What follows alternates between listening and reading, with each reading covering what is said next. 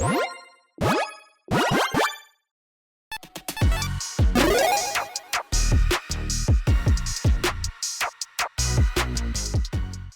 everyone, Mitch coming in for the Commander's Core Studio. Welcome to the show.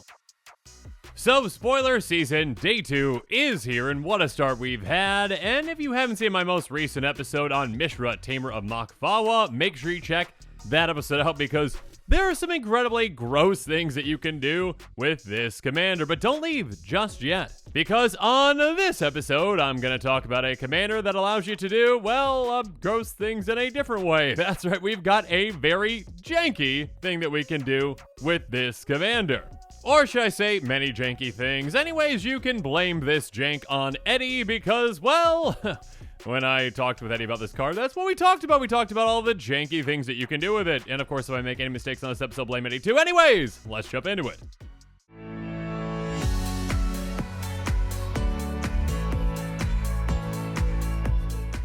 So Feldon is back. That's right. Feldon's got his cane and he's back. Feldon, Ronom Excavator. My apologies if I make any mistakes, pronouncing things. Again, blame Eddie on that. A 2/2 Human Artificer with haste. That costs 1 in a red. Feldon can't block, but that's okay. We can attack with Feldon still. And whenever Feldon is dealt damage, exile that many cards in the top of your library. Choose one of them. Until the end of your next turn, you may play that card. So this commander I would not say is inherently janky, but we will get to the jank here in a bit, I promise you. But this commander does have a good amount of potential. A low to the ground commander. Of course, you can, hastily attack with it right away. And yeah, I mean, if your commander is blocked, sure, you can draw some cards. You're probably going to lose your commander in combat, though, again, because your commander only has, 2 toughness. So that might be an exchange that you might make sometimes, again, to essentially, get some card advantage out of that. And when I say card advantage, it is temporary card advantage again. It is a red way of drawing cards, again, with, impulse draw, essentially.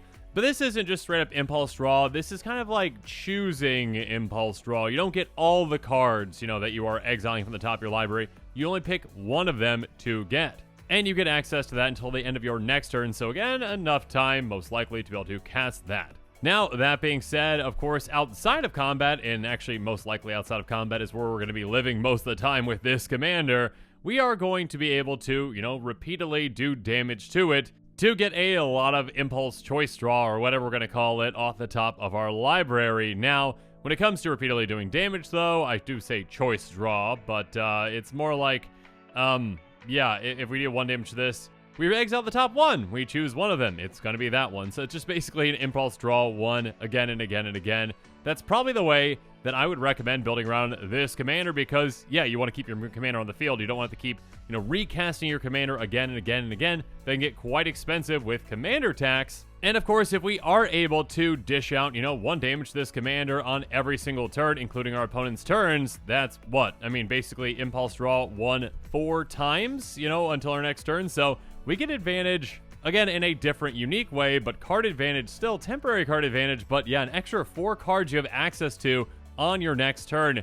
That can be huge. And of course, since we're in red, I mean, the color of damage dealing effects, yeah, there are plenty of ways for us to do this, plenty of ways for us to ping our commander repeatedly throughout the game to ensure that we can get a ton of impulse draw.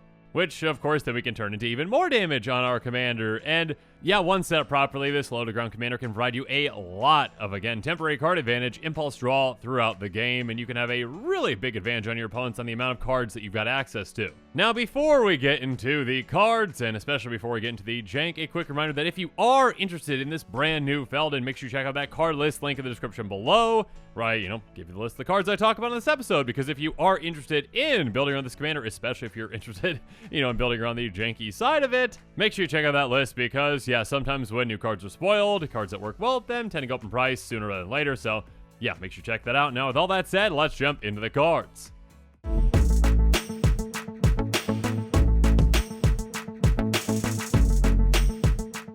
Now, before we jump into the jank, we got to talk about the first card that popped into my mind as soon as I saw this commander, which is pretty perfect for it, and that would be Pyrohemia. Pyrohemia is a fantastic enchantment. At the beginning of the end step, if no creatures on the battlefield, sacrifice Pyrohemia. so that's not good. What is good, though, is pay a red. It deals 1 damage to each creature and each player. So as long as at least 1 creature is in play, this is going to stick around, and yeah, this is basically, hey, pay 1 mana, paying everything, yes, including our commander, which means, hey, we get to, again, impulse draw 1 essentially. So basically, every single turn, we can just pay this 1 mana and just keep doing that, obviously pinging down everyone's life totals, pinging down, other tiny creatures. Our commander is going to stick around, and yes, impulse draw, 4 times with each tripper on the table, essentially, thanks to this. So yeah, Pyrohemia, Wizards, reprint it, please. I mean, we've got like 80 copies of like Pestilence, which is incredibly budget friendly, and this is the red Pestilence, and red's all about dealing damage, and yet for some reason this one sees no reprints. Anyways.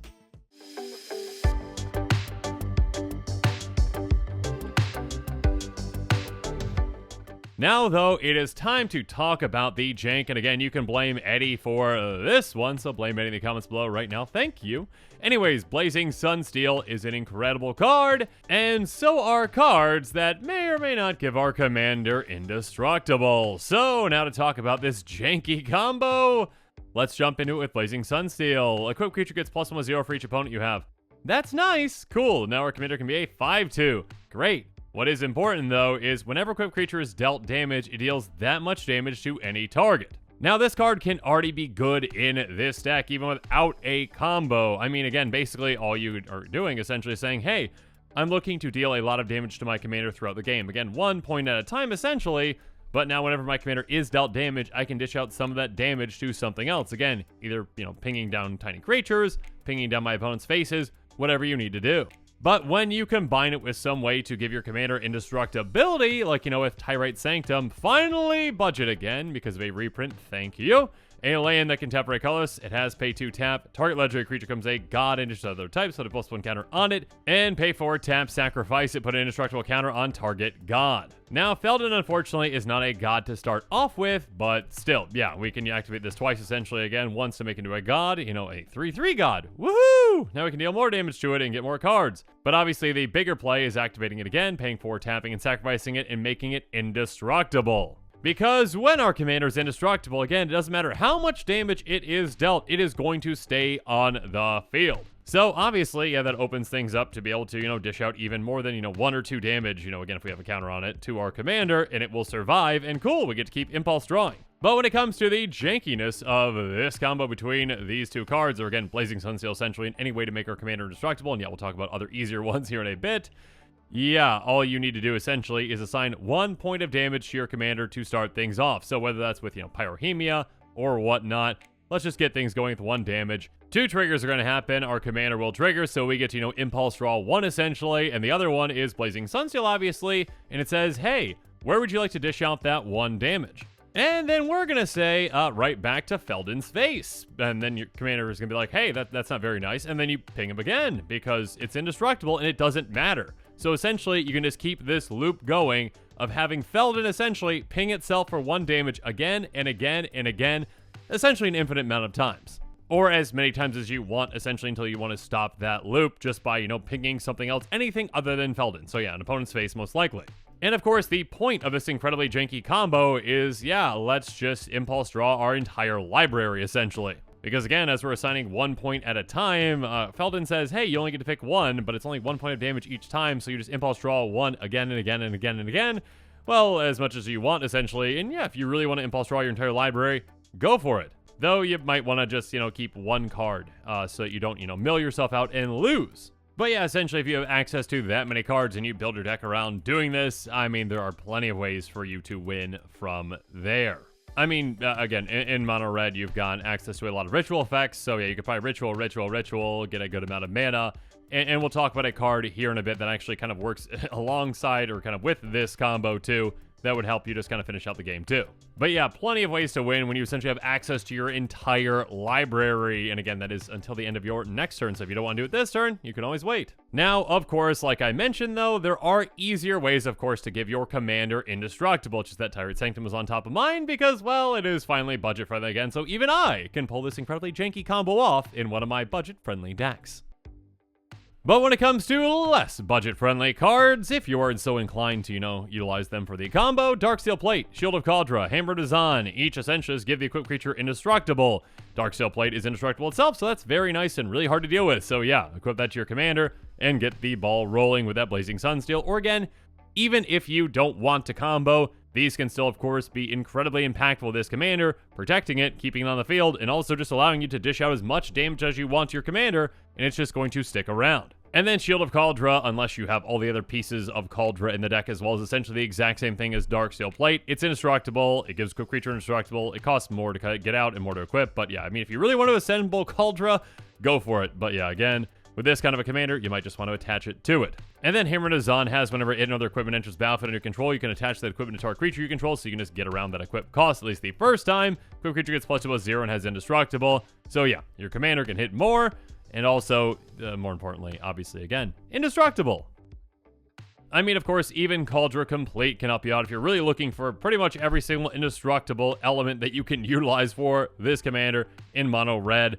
Yeah, I mean, it's an equipment, it's got living weapons, so basically it comes into play, and it's like, hey, I'm a germ, 5/5, first strike, trample, indestructible, haste. Whenever this creature deals combat damage, I exile that creature. But if you want to, move it over to your commander, an extra 7 mana to do so. Again, if you're going to be going infinite, though, definitely can be worth it. And of course, in red, there are, of course, ritual effects, like a mana geyser, that can really get you the amount of mana that you need to actually just pull this all off in one turn and win. But of course, again, like I've said, you don't need to go infinite with this commander for it to be effective. You don't need to combo off to win. But yeah, if you do, you probably are going to want to also consider other kinds of cards too.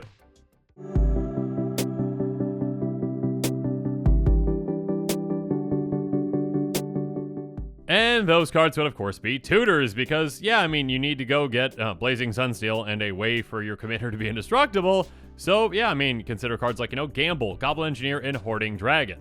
Gamble says, search life for a card, put that card in your hand, discard a card at random, then shuffle your library. So you better hope you don't discard one of your combo pieces. I mean, the more cards you have in your hand, the less chance you have of doing that. But yeah, I mean, you're in mono red, a chaotic color. Good luck. Or Goblin Engineer, it says, enters the battlefield, you may search life for an artifact card, put in your graveyard, then shuffle your library. Pay red, tab, sacrifice an artifact, return target artifact card, convert mana cost 3 less from your graveyard to the battlefield. Basically, again, Blazing Sunsteel meets that requirement, so does Darksteel Plate if you're running that one. So yeah, just go get whichever piece you need, get it in the graveyard, sacrifice an artifact, get that into play, have fun. Or how about Hoarding Dragon, which normally doesn't work, is a reliable tutor for a lot of decks, but with this one it definitely can. When it enters the battlefield, you may search your life for an artifact card, exile, then shuffle your library. But when Hoarding Dragon dies, you can put the exile card into its owner's hand. So basically, you say, all right, I really need this dragon to, bite the dust. And yeah, you're in a deck that, again, is going to be utilizing a lot of pinging effects, so you probably have some ways that you can ping this down. To then ensure that you get your artifact, again, whether that's, your Darksteel Plate, or whether that's, again, your Blazing Sunsteel, and then you combo off, and you win.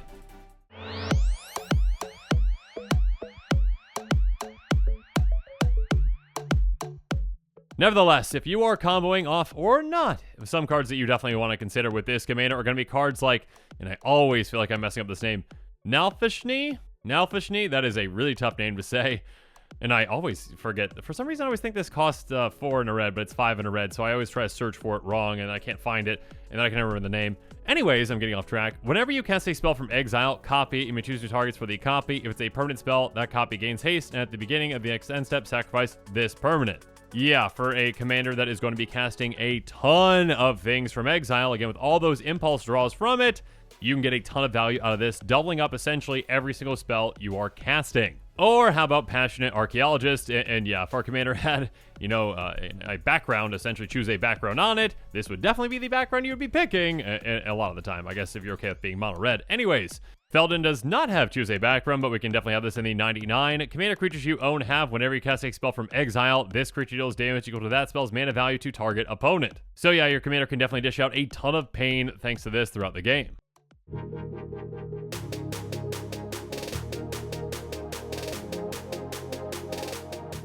And speaking of pain, yeah, I mean, there are definitely going to be times when a Blasphemous Act is needed. I mean, if you need to clear the board, great. Let's just utilize Blasphemous Act again. Normally it would cost, 8 in a red, but it never costs that because it says this spell costs 1 less cast for each creature on the battlefield. So basically, this is usually just going to cost a single red mana in a lot of circumstances in Commander. It's going to deal 13 damage to each creature. Now, keep in mind, again, Feldon does specify that you are choosing one of the cards that you're exiling. So yeah, you exile 13 with this. You get 1 out of 13, which is kind of like a mini tutor in a way, which is just fantastic. I mean, you're getting to wipe the board and also mini tutor. So yeah, I mean, if this was not choose one, you'd just be basically impulse drawing 13, which would be absurd. And yeah, you'd definitely be kind of leaning even heavier into a lot of board wipes to make your commander indestructible.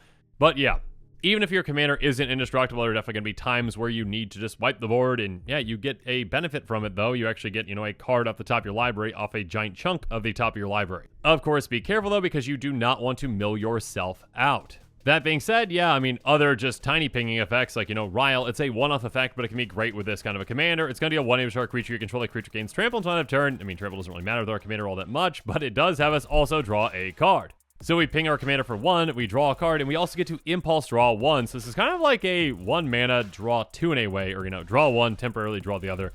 Yeah, I mean, that can be a lot of value, and yeah, these tiny effects can really add up.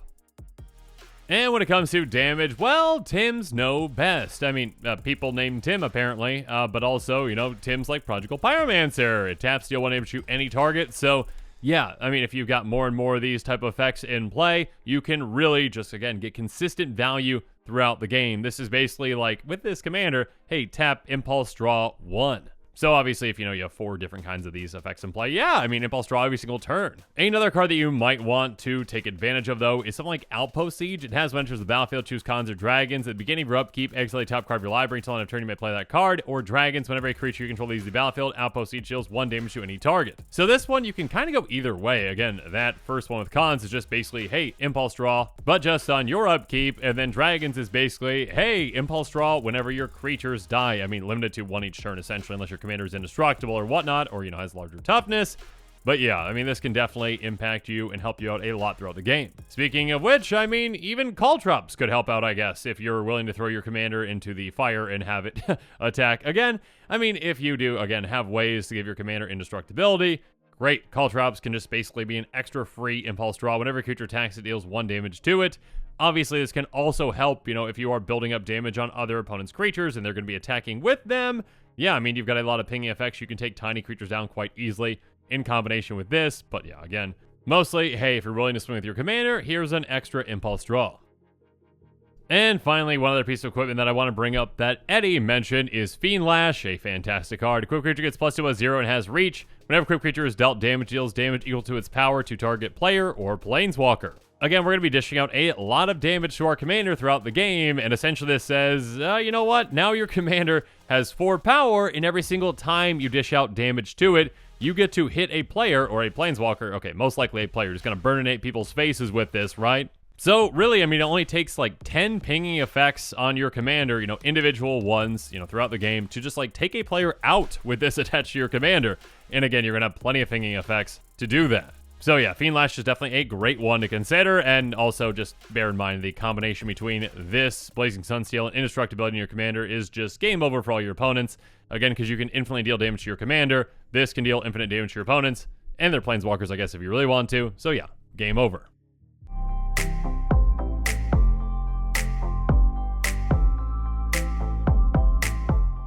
But now, as this episode is coming to a close, it's time for me to give you my final thoughts on Feldon Ronom Excavator. Yeah, this is a very interesting direction for Feldon. Definitely different than the previous Feldon we saw, which was, about artifacts and graveyards. This one is about impulse draw, and in a unique way. I really like the design.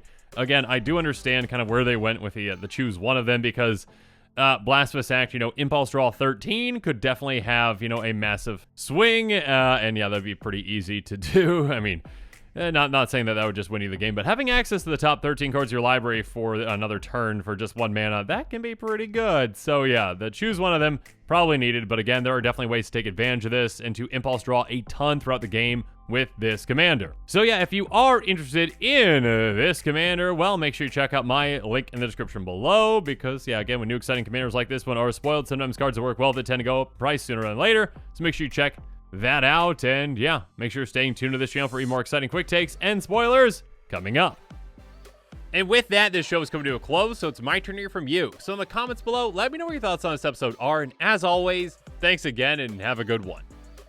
This show and episodes like this one are possible thanks to viewers like you. If you're looking for an easy way to help support this show, make sure that you like, share, and subscribe. Also, hit that bell notification icon so you don't miss any new episodes. You can also go check out our playmats and other merchandise at thecommandersquarters.com. We also have a ton of brand new t-shirt designs in stock, so make sure you check out those as well. Another easy way to support this show is with our TCG Player affiliate links. So whether you're buying a deck or individual cards, you can use this general link right here or one in the description. And the final way that you can support this show is by supporting us directly by becoming a patron. There are many benefits to being a patron, and I truly couldn't do this without all of their support.